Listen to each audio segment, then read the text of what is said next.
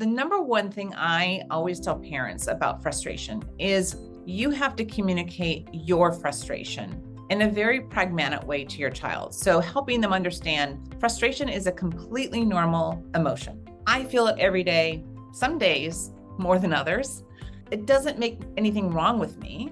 It's just a normal emotion. And when I share that with children that we work with, they go, "Oh, you're not frustrated." I said, "Oh, at least 100 times a day." And they think I'm crazy. But when I share with them, the only difference between me and you in terms of how often we are frustrated is that I've had many more years practice on how to manage my response. So if you make it normal to feel frustrated, then the emotional response or the reaction may be a little bit dampened. Number two, you can be frustrated and do the work. You can be frustrated and push through. You can be frustrated and still learn about the content. So the power of and is so important in the frustration.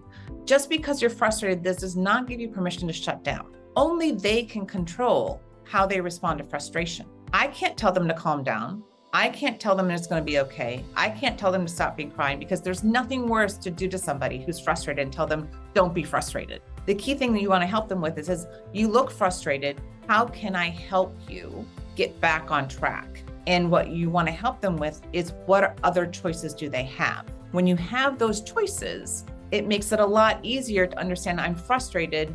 I'm going to take a 5-minute break and come back to this. I'm frustrated. I need help because I don't know how to get restarted on it. I'm frustrated. I need to go walk around the house for 5 minutes and try to kind of reset myself. Maybe I need to put this aside. What are the tools in their toolkit that they can use to manage that frustration in a constructive way and get back on task? In the whole process of this, you want to focus more on effort, not outcome, and really praise them for, wow, I could see you got frustrated and you pushed through this time, and that was awesome. The last thing I would say to you is help your child to learn about frustration in small doses as much as you can.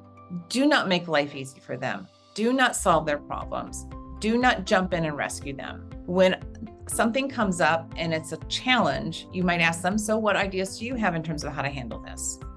What are you thinking? And ask questions as opposed to solve the problem. When you ask questions, it gets them thinking about what they might be able to do to solve the problem, as opposed to you coming in and rescuing them. Probably the most important thing to help them understand about frustration is we think that life should be easy. We want life to be easy, but here's what I learned very early on in life, and those of us who are adults know this. I learned so much more from my frustration and my failures than my successes. So when they have a frustration, when something isn't working as they expected, when the outcome isn't what they wanted it to be, say, what did we learn from this? How could we do this differently next time? We don't want to do that again.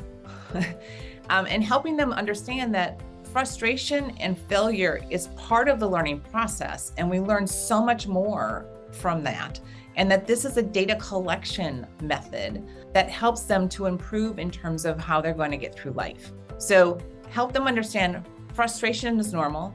They have control over how they respond to that frustration. Give them opportunity to practice it and help them to understand that when something doesn't go as planned, it's another data point that they can use for the future.